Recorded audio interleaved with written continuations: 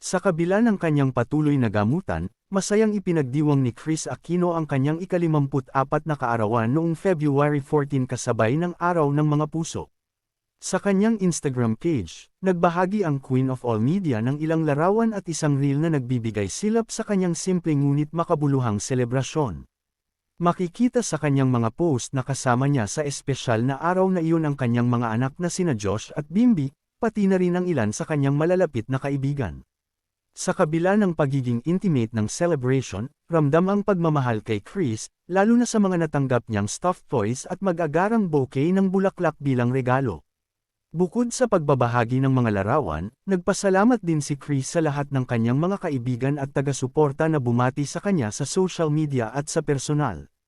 "I want to thank all my friends for taking time to greet me last night, Asalto, and my friends from OC, who flew in," ani Kris sa isa sa kanyang posts. Pinuri rin niya ang kanyang mga anak sa kanilang patuloy na pag-aalaga at pagsuporta sa kanya, lalo na sa kanyang laban sa sakit.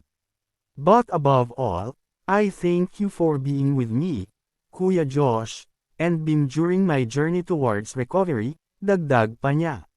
Sa isa pang post, hindi naman nawala ang kanyang signature positivity at pagmamahal para sa kanyang pamilya, kung saan nagbiro pa siya tungkol sa kanyang mga anak na palaging kasama niya sa mga ganitong espesyal na okasyon.